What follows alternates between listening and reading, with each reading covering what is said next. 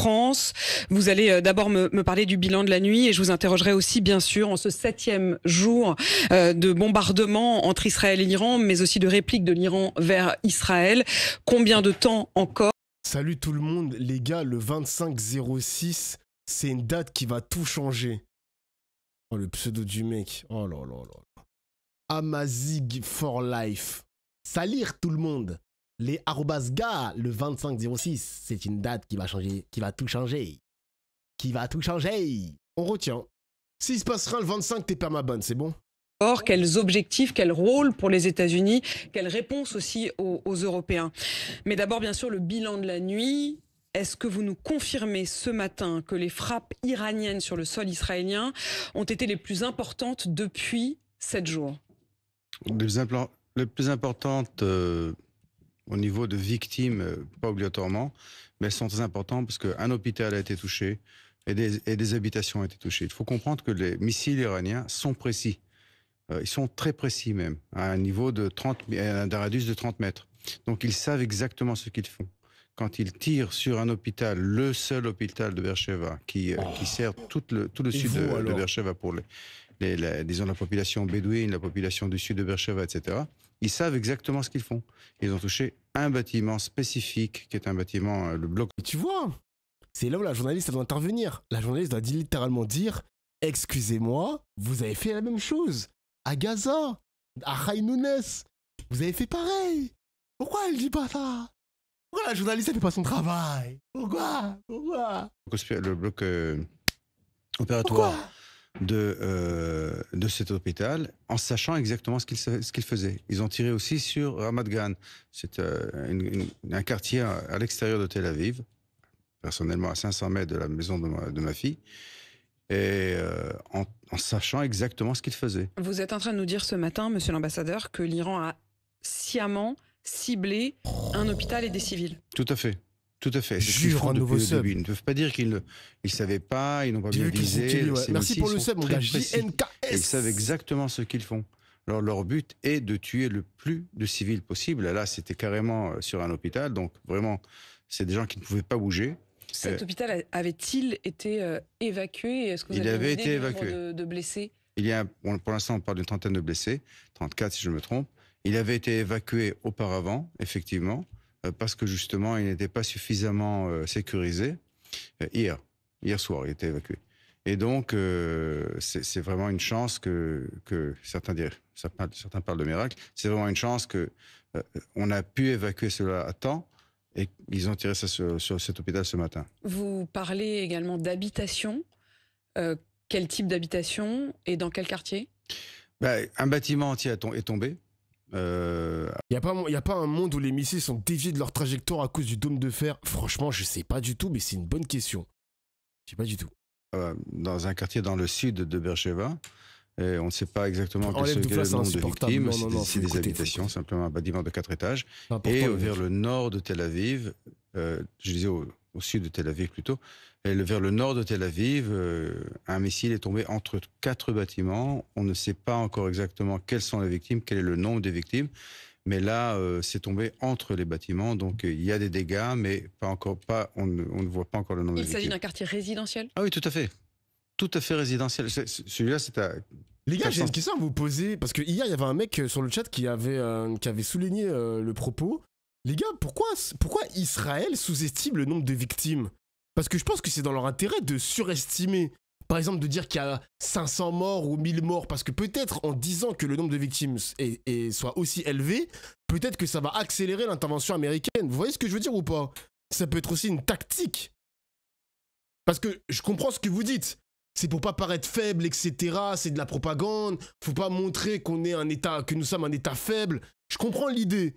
Mais de l'autre côté, quand tu fais le verre à moitié plein, tu dis que s'ils surévaluent le nombre de morts, ça peut accélérer une intervention américaine, genre. Je sais pas. Je sais pas. Après, c'est une idée... c'est une idée que j'ai posée comme ça, quoi. 500 mètres de l'appartement de ma fille. Monsieur l'ambassadeur, 7 jours L'Iran avait promis hier soir de tirer, je cite, des missiles hypersoniques contre Israël. Ça avait été un message qui est passé à la télévision d'État. La télévision iranienne qui parlait également d'une surprise nocturne.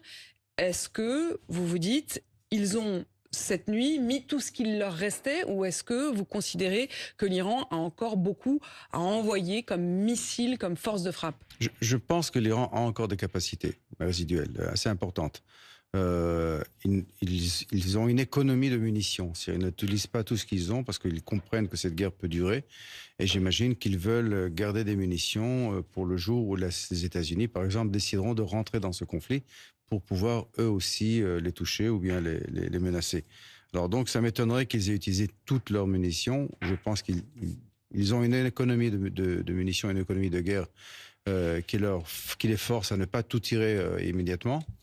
Mais disons, le petit quantité de missiles qu'ils tirent chaque nuit par rapport aux 150, 200 missiles qu'ils tiraient chaque nuit au début de la guerre prouve qu'ils ont besoin d'avoir cette économie de munitions. Vous venez de dire, monsieur l'ambassadeur, pour le jour où les États-Unis décideront de rentrer dans cette guerre. Vous n'avez pas dit pour si jamais les États-Unis rentraient dans cette guerre.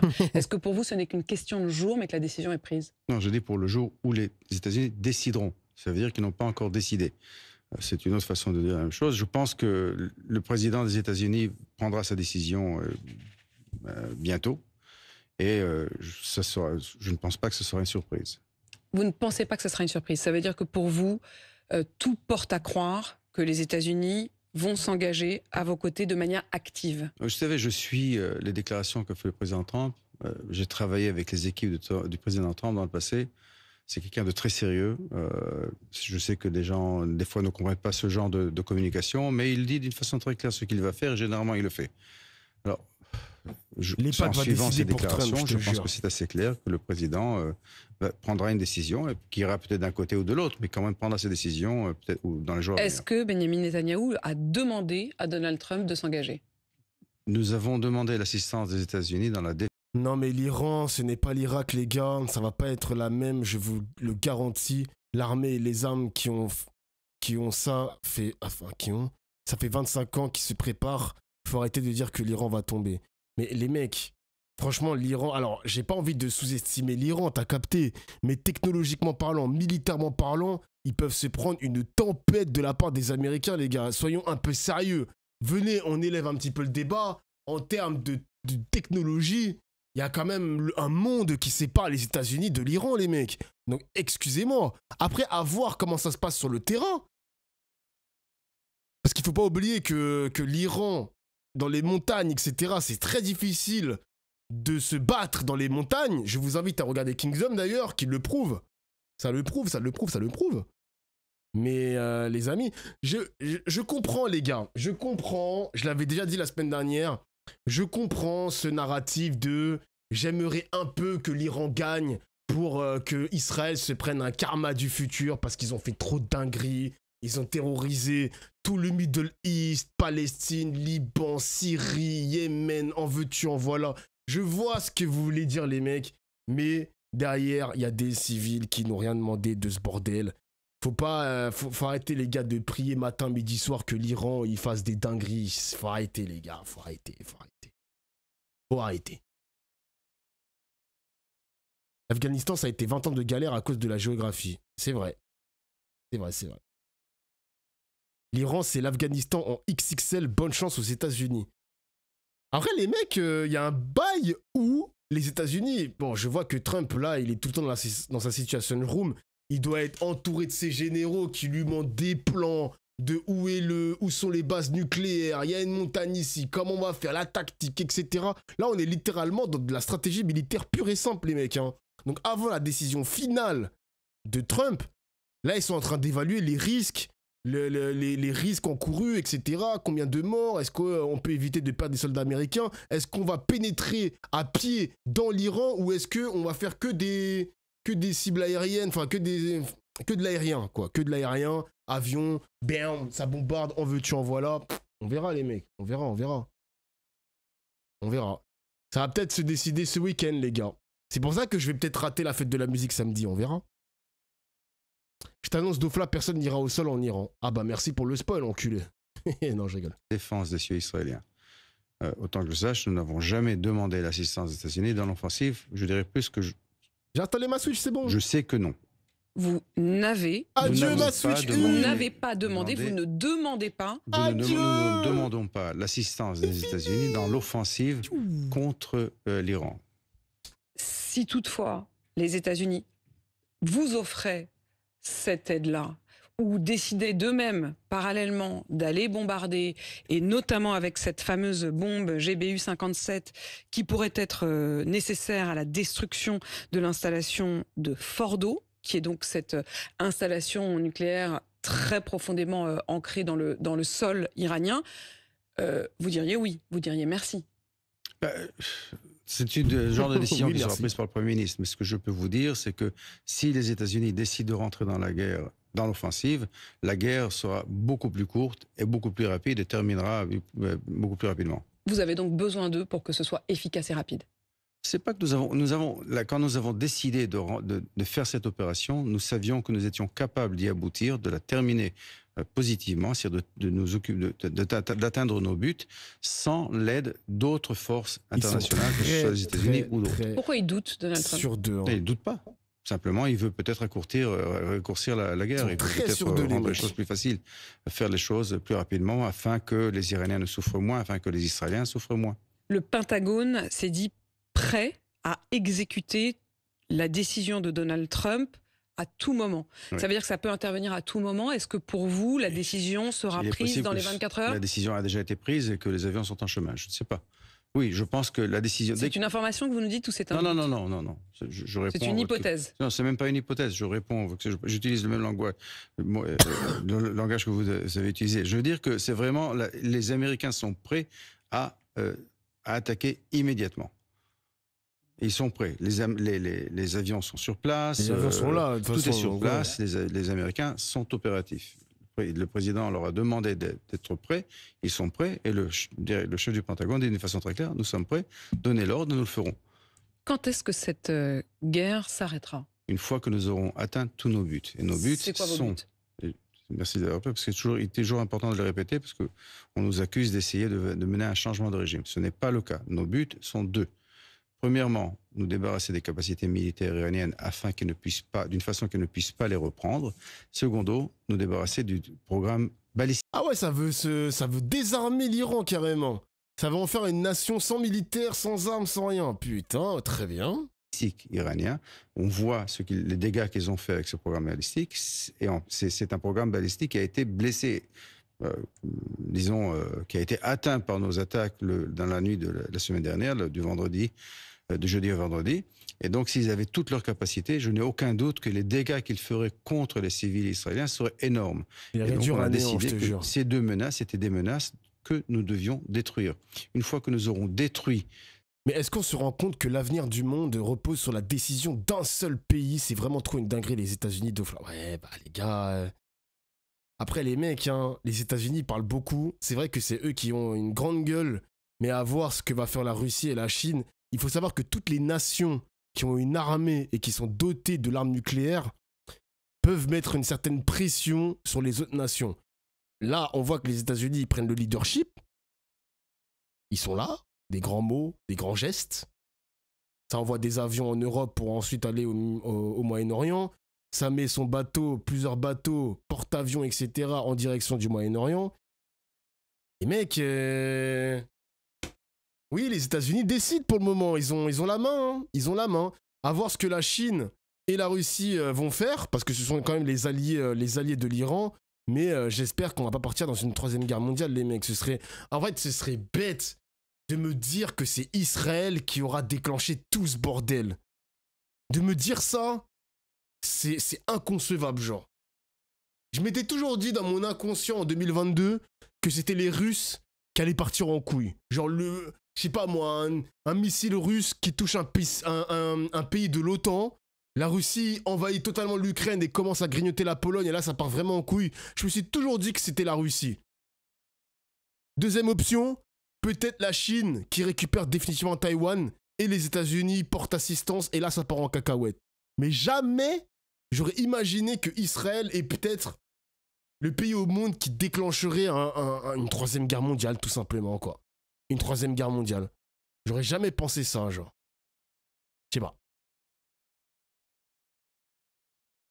Je sais pas. Ces deux programmes, de notre côté, ce sera terminé. Ce sera mission accomplie. Ce sera mission accomplie. Au moment où l'on se parle, vous en êtes Israël, c'est l'origine. C'est-à-dire, est-ce que vous considérez que ces capacités sont affaiblies, sont en grande partie détruites? À quel niveau vous en êtes? Elles sont en grande partie détruites, mais on n'y est pas encore. Il reste encore du travail à faire. Est-ce que vraiment l'Iran s'apprêtait à avoir la bombe? L'Iran, il n'y a aucun doute que l'Iran voulait avoir la bombe. Alors, vous savez, j'ai lu... Enfin, il n'y a aucun doute. Vous dites qu'il n'y a aucun doute. Mais vous avez sans doute lu, et notamment le Wall Street Journal, les services américains qui contestent les renseignements israéliens, qui les mettent en doute. Donald Trump dit « je n'ai pas de doute ». Mais les services secrets américains disent « on a des doutes ». C'est les DNI. C'est le DNI, c'est différent. Ce n'est pas les services secrets, c'est la direction de l'intelligence, c'est un ministère gouvernemental. Dans Nintendo, faire attention exactement qui parle et qui dit quoi. Ce n'est pas les services. Mais ça veut dire qu'il y a au minimum une agence qui a un doute. Pas obligatoirement, c'est très politique. Le DNI est très politique par définition. Les agences ne le sont pas. Alors, si vous voulez, on peut mettre d'ordre dans tout ça. Il y a, pour chaque programme nucléaire militaire, il y a 3 éléments. Les missiles, l'enrichissement et l'armement. D'accord ? Les missiles, les Iraniens les ont depuis très longtemps. Des missiles qui peuvent atteindre l'Europe avec des ogives nucléaires suffisamment puissants pour porter une ogive nucléaire de, disons, 3 ogives nucléaires, certains d'entre eux, de 500 kg chacune. C'est les missiles. Ensuite, l'enrichissement. On a vu le rapport, et le rapport de l'AIEA est très clair à ce sujet.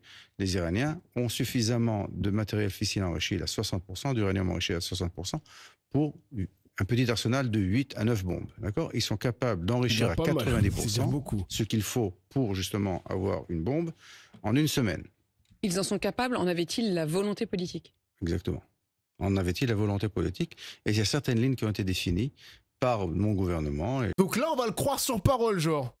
On va le croire. Genre normal, le mec il a dit oui, ils vont avoir la bombe nucléaire et on doit le croire sur parole, alors que là, Israël, ils passent leur temps à mentir.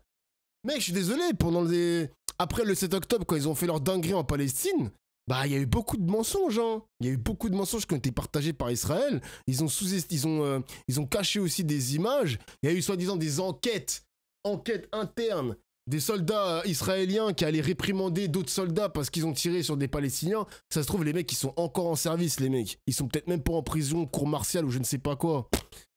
Ouah, frère. Et je dirais même plus par d'autres aussi, au niveau international, qui ont dit que l'enrichissement 80... Bon, frérot, ça sert à quoi de me spammer ça? Je sais même pas c'est qui le fils du chat, je sais pas. Tu vas encore l'écrire jusqu'à quelle heure, genre?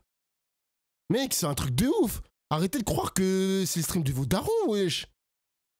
Je sais même pas c'est qui le fils du chat, arrête de spammer ça. 90% était tout à fait inacceptable. Et aurait des conséquences. Et donc, voilà, c'est le deuxième élément. Le troisième élément qui est très important, c'est l'armement. Et c'est là où le DNI nous dit que, soi-disant, les Iraniens n'avaient pas décidé de prendre le chemin de l'armement. Et là, sans rentrer dans les détails, parce qu'on parle de renseignement, je dirais que nous n'aurions pas commencé cette opération si nous n'étions pas sûrs de nos renseignements. Avez-vous partagé ces informations avec les États-Unis? Je ne rentre pas dans les détails de tout ça. Je ne peux pas rentrer dans les détails. C'était ce que je faisais le fils du chat, c'est le chat. À Paris, je peux vous dire que nous avions des discussions intenses à tous les niveaux avec tous nos partenaires, dont les États-Unis. Emmanuel Macron, qui lui, à l'inverse, appelle Israël, je cite, à mettre urgemment fin aux frappes sans lien avec le programme nucléaire et balistique iranien. Oui. Comment vous le comprenez et qu'est-ce que vous répondez? Franchement, des fois, je ne suis pas sûr que je le comprends parce que, par exemple, je vais vous donner un exemple. Le président Macron a défini le programme balistique iranien comme une menace pour la France et pour l'Union européenne. Hier, nous avons touché, par exemple, une usine de production de missiles qui était faite pour le Hezbollah. Et nous avons détruit cette usine de production de missiles qui était faite pour le Hezbollah. Et les missiles qui étaient, une fois produits sur place, allaient directement au Liban, devaient aller directement si nous ne les arrêtions pas en chemin, pourrait être utilisée par le Hezbollah contre nous et contre d'autres. Est-ce que cette usine est une usine qui ne devait... Mais vous voyez, les gars, je suis désolé, vous allez me dire, ça n'a rien à voir d'Ofla, tu mélanges tout, etc. Mais il y a un mec, tu vois, quand il a parlé du fils du chat ou je ne sais pas quoi, il a dit que c'est important en géopolitique. Ça veut dire quoi? C'est-à-dire que Israël va essayer d'imposer un nouveau régime. Il va installer un gouvernement pro-israélien ou très proche d'Israël, pro-américain ou je ne sais pas quoi. Et ça rappelle exactement la Russie contre l'Ukraine. Quand la Russie a envahi l'Ukraine, Poutine voulait renverser le gouvernement de Zelensky pour installer littéralement un pro-russe, quoi. Pro-russe, pro-biélorusse, anti-OTAN, anti-Europe. Et je suis désolé, vous allez me dire, tu mélanges tout, ferme ta gueule. Bah non. J'ai pas l'impression de tout mélanger. On nous explique matin, midi, soir que le renversement du régime ne se fera pas par la voie militaire, mais par autre chose. Et moi, j'ai l'impression que c'est que la voie militaire qui va arriver, là. Hein. Là, ça n'a rien à voir, tu mélanges tout. Et que c'est... sale bâtard. Ah là là. Tu vois, par exemple, voilà, il y a un mec qui le précise dans le chat, quand le gouvernement, quand les Irakiens sont tombés, et les Afghans, bon, pas les Afghans, plus les Irakiens, bah, les bases américaines en Irak sont encore présentes. Je ne dis pas que les Irakiens sont profondément pro-américains, je dis simplement que la présence américaine en Irak, ça prouve qu'il y a un peu de pro-américain dans le territoire irakien. Bon, ça n'a pas marché en Afghanistan parce que c'est différent, la situation était totalement différente où les Américains se sont fait jeter. Et j'ai le sentiment que Israël veut essayer d'imposer un régime pro-israélien à l'intérieur de l'Iran. C'est ce que je constate, c'est ce que je vois. Ne pas être touché. J'ai bord de l'eau si pour oui, le coup. Est-ce que c'est vraiment l'intérêt de la France? En tout cas, ce n'est pas notre intérêt à nous. Alors, on a dit qu'il y avait deux cibles. Vous ne comprenez pas cette prise de position d'Emmanuel Macron? Cette prise spécifique, non. Je pense il parlait de quelque chose qui est beaucoup plus large. C'est-à-dire de faire en sorte de ne pas toucher de civils et bien sûr de faisant en sorte de ne pas toucher de civils. Mais là, quand on parle d'usines, de programmes balistiques, de lanceurs de missiles. Vous avez des contacts, vous, avec Emmanuel Macron? Vous en parlez avec lui? J'ai des contacts avec ses équipes. Est-ce que vous leur demandez aujourd'hui de vous soutenir davantage? Non, la France a eu une position très claire au début de cette guerre, qui était une position très positive. Et nous l'avons remercié, que ce soit moi ou que ce soit mes dirigeants.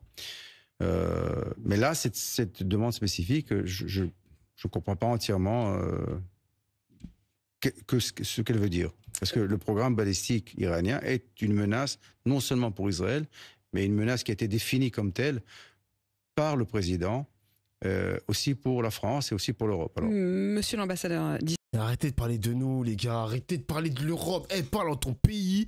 Foutez la paix à notre continent. Pourquoi l'Iran attaquerait l'Europe? Genre, pourquoi l'Iran développerait une arme atomique pour aller le balancer sur la Bulgarie, l'Allemagne, l'Espagne ou je ne sais pas quel pays? Foutez-nous la paix, bordel. Mais du coup, on n'a pas de diplomate iranien en France parce que, entendre sa propagande, il y en a un, Yuki. Il y en a. On avait écouté 2 fois, je crois. On avait écouté 2 fois l'ambassadeur iranien en France. D'ailleurs, c'est bizarre quand même, hein, putain. Il avait quand même... Bon, après, c'est la logique du régime. Mais on lui avait posé la question et il avait dit littéralement que Israël n'existe pas. Genre, c'est l'entité sioniste. C'est ça le surnom que les Perses donnent à Israël. C'est l'entité sioniste. C'est fou quand même. d'Israël en France, Joshua Zarka, vous avez dit, oui, on peut comprendre qu'il nous demande de ne pas toucher de civils et nous faisons d'ailleurs en sorte que ce ne soit pas le cas. Mais vous l'avez vu, les bilans qui n'ont pas encore été réajourés, mais font état d'au minimum 250 morts, peut-être même 500 ou davantage. Lorsque vous entendez des Iraniens, y compris ici en France, l'écrivaine Delphine Minoui par exemple, qui dit ce matin dans les colonnes de mes confrères du Figaro, on ne peut pas prétendre aider le peuple iranien en le bombardant quotidiennement. Qu'est-ce que vous répondez? Qu'on ne bombarde pas le peuple iranien. Ce que nous ciblons d'une façon très claire, je le dis très, très clairement. D'abord, c'est le programme militaire nucléaire et balistique, et ensuite, les dirigeants militaires de ce pays. Alors malheureusement, les dirigeants des militaires de ce pays, des fois, sont entourés de civils, et des fois, si nous n'avons pas vu qu'il y avait exactement des civils autour d'eux, ces civils peuvent être touchés. Mais sachez que des opérations comme celle-là, des fois sont arrêtées au dernier moment si on identifie qu'il y a autour d'une certaine personne qui est une cible, des civils, que ce soit sa famille. Vous êtes en train de nous dire, monsieur l'ambassadeur, qu'il y a eu certaines attaques auxquelles vous avez renoncé parce que vous vous êtes dit qu'il pourrait y avoir des civils touchés. Tout à fait. Vous avez parfois retenu le gouvernement fait. israélien, l'armée israélienne. C'est l'armée. C'est dit. Et vous savez, dans chaque Pause, on arrête. Dans chaque groupe d'attaque, Mais la meuf, elle répète le truc 3 fois en mode c'est une dinguerie. Genre le mec, l'armée peut très bien cancel une opération aujourd'hui, 0 civil mort, et le lendemain, il recommence avec la même chose, peut-être à un endroit B, et il y a peut-être 30 civils tués. Genre, pourquoi elle répète ça comme si c'était un truc de fou, genre? Personne qui appuie sur le bouton pour le missile, il y a toujours c'est trop gentil, on va les remercier, qui donne le feu vert au dernier moment. Et cet avocat dit non, il y a des civils ou il n'y a pas de civils. C'est lui qui doit. Est-ce que c'est exagéré? Ce n'est pas exagéré. Est-ce que c'est un risque qu'on peut prendre, qu'on ne peut pas prendre? Et il y a, vous savez, il y a des preuves sur des vidéos où on voit exactement, on entend exactement la prise de décision derrière la personne qui doit appuyer sur le bouton. On écoute, on entend le dialogue qui dit non, il y a des civils autour de cette personne, de cette cible. On arrête. Le guide suprême, Ali Khamenei, qui a affirmé hier que l'Iran, je cite, ne se rendra jamais. Il a rejeté fermement l'appel du président américain Donald Trump à une reddition sans condition.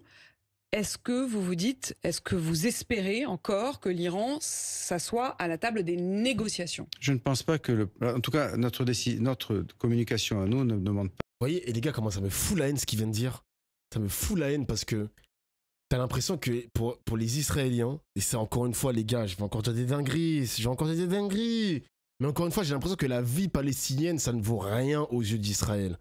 Vous vous rendez compte que le mec, il est en train d'expliquer à la télé qu'il y a eu des opérations cancel, qu'il y avait peut-être trop de civils, et du coup on veut épargner les Iraniens. Mais quand c'est la Palestine, il s'en bat les couilles genre. Donc techniquement, dans les lois de la guerre, techniquement, Israël a la possibilité de tuer le moins, voire 0 civil et uniquement des généraux, des militaires ou je ne sais pas quoi. Mais quand c'est la Palestine, il n'y a plus de tactique, on tire dans le tas. Genre, c'est quoi ça? C'est quoi, genre, c'est quoi ces manières? Genre, c'est quoi ces manières de faire? Le général de Gaulle, paix à son âme, il disait d'Israël, c'est un peuple orgueilleux, belliqueux, haineux. Et ça n'a rien changé, frère. Pas la reddition de l'Iran. C'est une communication américaine. Mais je pense que la demande n'était pas l'Iran, mais ce régime. Encore une fois, l'Iran, le peuple iranien, est un peuple très sophistiqué, très avancé, est un peuple pacifique qui en a assez de ce régime meurtrier et qui veut se libérer de cela. Quand le président américain parle d'une reddition, il parle de ce régime. Et que ce régime ou bien quitte l'Iran ou bien laisse les Iraniens en paix finalement, qui laisserait en paix toute la région et bien sûr Israël. Vos cibles en Iran sont extrêmement précises. Oui. Vous en avez d'ailleurs fait la publicité. Tout le monde reconnaît que les services secrets, notamment israéliens, ont permis des cibles non seulement de personnalité, 20 parmi les chefs de l'Iran, mais aussi des frappes chirurgicales. Si vous êtes capable de cette précision en Iran, pourquoi c'est pas le cas à Gaza ? Parce qu'il y a une grande différence. Bien que le régime iranien est un régime cynique et cruel, il n'est pas arrivé, il ne se rapproche pas de niveau du Hamas. Doufla, c'est des mensonges, frérot. Je suis iranien. Je peux t'assurer que le nombre de morts en Iran civil est 10 fois plus que ce que les chiffres disent. Mais t'as une preuve? Monte ta tête vite fait que je regarde si t'es israélien. Si t'es iranien ou pas, monte ta tête là. Sale menteur, monte ta tête. Le régime iranien ne se cache pas derrière ses civils, en dessous de ses civils. Le Hamas, d'une façon très claire, vous avez vu il y a à peine quelques semaines, quand on a éliminé le Mohamed Sinwar, où se trouvait-il? Où se trouvaient ces tunnels? En dessous, carrément en dessous de l'hôpital européen. C'était entre 2 bâtiments, juste en dessous, dans le cadre de l'hôpital européen. Alors, le Hamas est arrivé à un niveau de cynisme inhumain, de se cacher, d'utiliser tous les citoyens, les enfants, les étrangers, les hôpitaux, les écoles, comme bouclier humain.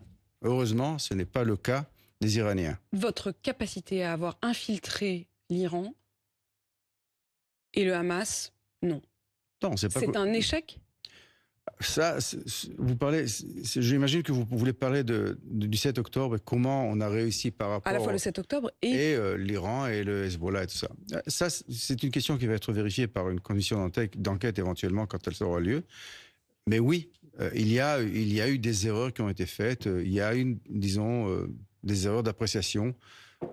De l'inhumanité du Hamas. Il y avait, disons, une façon de penser qui disait que le Hamas ne veut pas vraiment, n'a aucune raison de faire la guerre avec nous parce qu'ils ont le contrôle du Gaza, ils ont leur État, si vous voulez dire, à Gaza, et on leur... Stop les mensonges, c'est dur à entendre. Mais les gars, partez du principe que c'est un ambassadeur, les mecs, il défend les intérêts de son pays. Genre les gars, ne soyez pas surpris, les mensonges c'est leur quotidien. Ça devrait même plus vous impacter. J'ai l'impression que vous prenez des dégâts IRL, comme si vous preniez un ulti de Sion dans League of Legends. Moi, je suis immunisé à ça, les mecs.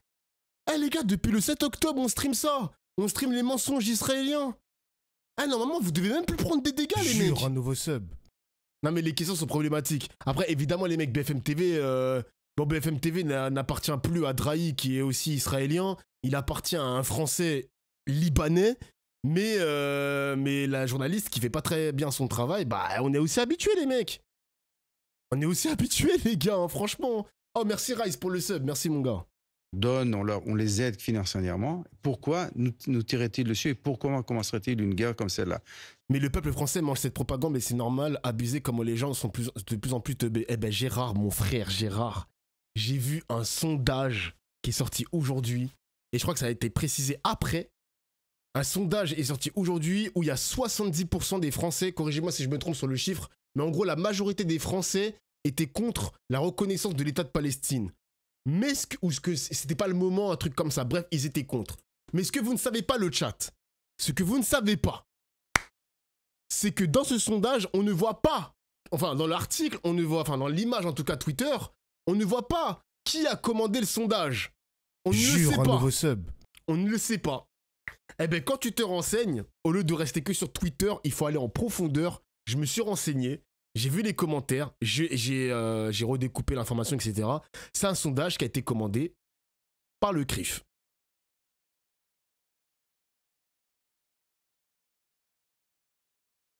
Voilà. Voilà les gars. Voilà. Qu'est-ce que vous voulez que je vous dise? Voilà. Voilà. Donc évidemment, ils vont capter l'échantillon. Ils vont pas poser la question à n'importe qui. Ça va être un sondage qui va être truqué pour en sortir un chiffre qui va aller contenter le CRIF en quelque sorte. Mais qu'est-ce que vous voulez que je vous dise, les mecs? Ah, c'est qui, lui? Putain. T'as quelque chose d'antisémite à dire sur le CRIF? T'es qui, toi? C'est qui, ce mec? Ah, les gars, il est minuit 40. Allez vous coucher, là, les petits casse-couilles du coin, là. Allez vous coucher, là, les petits casse-couilles, là. C'est une dinguerie, ça. Indassos, oh my god. Vas-y, tu sais quoi, toi, t'es un troll. J'ai pas envie de prendre des risques ce soir. Prends ton ban. Ça y est, j'ai pas envie de... toujours plus. J'ai pas envie de me prendre la tête. Ça y est. Ça y est. Je dirais pas de gros mots sur le CRIF. Parce que l'avocat... l'avocat du mec qui a porté plainte contre moi, c'est un membre du CRIF. Donc là, je suis cooké. Là, je suis dans la cuisine, là. Là, je suis cookette de ouf. Donc, Bellec, je vais pas avoir le CRIF sur le dos, hein, d'accord? Laissez-moi tranquille, le CRIF. Foutez-moi la paix. C'était une erreur d'appréciation. Vous dites, à propos de l'Iran, dans quelques jours, quelques semaines peut-être, cette guerre, elle va durer, mais on a des objectifs très précis. Désolé, Dofla, mais la vérité, il me faut trop gaulerie les trolls comme ça. Bah, moi, je suis désolé, moi, je banne parce que je préserve ma santé mentale. En fait, le passif agressif, les viewers qui sont sous faux drapeau, qui te montrent que c'est des gauchistes, mais au final, c'est des gros mecs d'extrême droite et qui le montrent au dernier moment, j'en peux plus, frère. Moi, je suis fatigué, gros. Précis, et lorsqu'ils seront atteints, je suis fatigué, ce sera terminé et mission accomplie.